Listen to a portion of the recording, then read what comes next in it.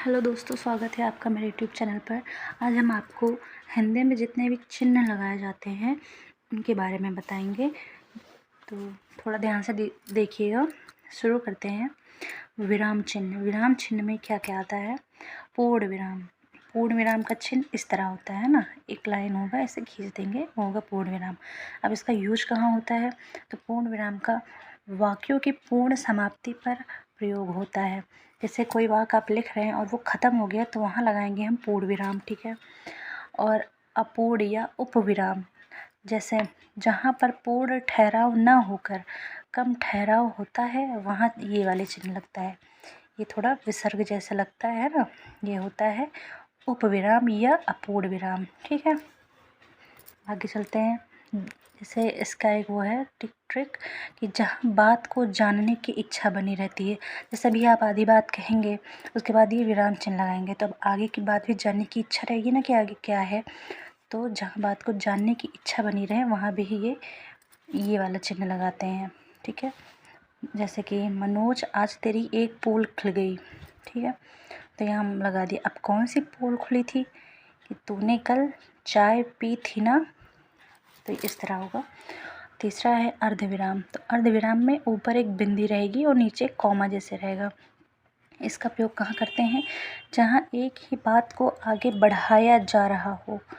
जैसे कि हमें पता चला है आप बहुत परेशान हैं, तो ये हमें पता चला है ना, तो आगे बढ़ाना है इस बात को। क्या पता चला है? कि आप बहुत परेशान हैं।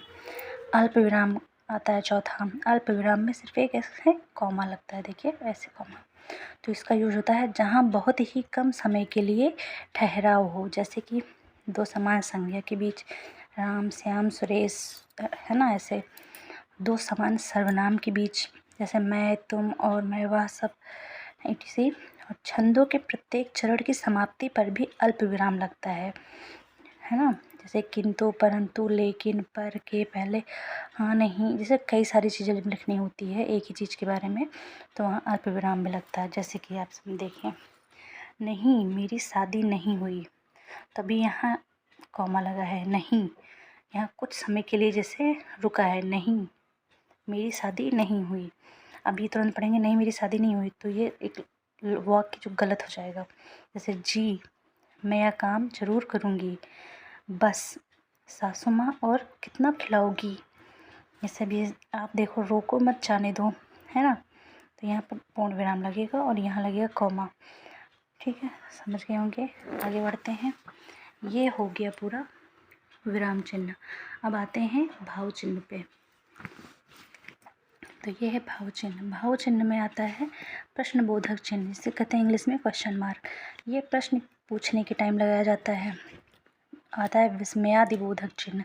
इसमें एक लाइन खींचेंगे और नीचे बिंदी लगाएंगे। इसका प्रयोग होता है जैसे आज्ञा, दुख या शाबाशी, सुख आदि व्यक्त करने में, है ना। फिर आता है निर्देशक चिन्ह। निर्देशक चिन्ह में एक डैश जैसा लगा होता है। जैसे लिखते हैं, जैसे के बाद हम जो लाइन खींचते हैं वो होता है डैश। हिंदी में बोलते हैं निर्देशक चिन्ह। तो ये ऐसे लगता। आगे देखते हैं सामसिक चिन्ह। सामसिक चिन्ह को योजक चिन्ह भी कहते हैं, जो ऐसे ही लाइन में लगाते हैं। निर्देशक चिन्ह इससे बड़ा होता है और योजक चिन्ह इससे छोटा होता है। फिर आता है कोष्टक चिन्ह, छोटा ब्रैकेट जिसको इंग्लिश में कहते हैं, ऐसे लगता है। इसका यूज किसी चीज़ को विस्तार में समझाने के लिए किया जाता है। फिर आता है लाघव चिन्ह, जो जीरो जैसे होता है। इसका प्रयोग जैसे डॉक्टर, चौहान, भाजपा, है ना, आदि के लिए किया जाता है। जैसे भाजपा, भारतीय जनता पार्टी आदि, चौहान डॉक्टर, है ना। आगे आता है विवरण चिन्ह, जो लाइन खींचेंगे ऊपर बिंदी और नीचे बिंदी होगी साइड में। इसका प्रयोग हेडिंग के बाद किया जाता है ना। फिर आता है लोप चिन्ह, जिसमें कई सारे ऐसे डॉटेड बिंदी बिंदी रहेंगी या तो छोटे छोटे डैश टाइप के होंगे। जैसे कैसे इसका यूज होता है? 2 4 6 8, फिर आगे से 8 के आगे जैसे 10 12 16 ऐसे 14, है ना, ऐसा होता है। तो उसके लिए इसे लगाते हैं। जैसे सैकड़ों लोग, तो सैकड़ों लोग में कई लोग। आगे आता है त्रुटि चिन्ह, जिसको हम हंस पद भी कहते हैं। हंस पद इसलिए कहते हैं क्योंकि इसका जो मार्क होता है वो हंस के पैर के जैसे होता है, हंस पद, है ना। जैसे इसका प्रयोग हम करते हैं, हम लोग अच्छे हैं। अब इंसान लिखना जैसे भूल गए तो वहाँ पर हम हंस पद का चिन्ह लगा के ऊपर लिख सकते हैं इंसान। फिर आती है पुनरावृत्ति चिन्ह। पुनरावृत्ति चिन्ह में 2 कॉमा जैसे ऊपर की तरफ लिखते हैं। जैसे रमेश एक अच्छा लड़का है, फिर रमेश एक अच्छा लड़का के साथ में ईमानदार भी है। तो हम बार बार जैसे रमेश रमेश नहीं लिखना चाहते हैं तो इस तरह से हम मार्क लगा देंगे, तो उसकी पुनरावृत्ति हो जाएगी, है ना। फिर आता है उद्धरण चिन्ह या अवतरण चिन्ह। उद्धरण में कामा होता है, ऊपर एक आता है 6 जैसे बने, दूसरी तरफ 9 बन जाएगा।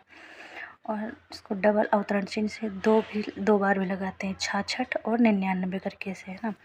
उसके लिए पढ़ाई तो काला अक्षर भैंस बराबर है, तो ये काला अक्षर भैंस बराबर जो है हाईलाइट करना है हमको, है ना। तो इसके ऊपर हम ऐसे कॉमा लगा देंगे, ठीक। उसके बाद आता है समाप्ति सूचक।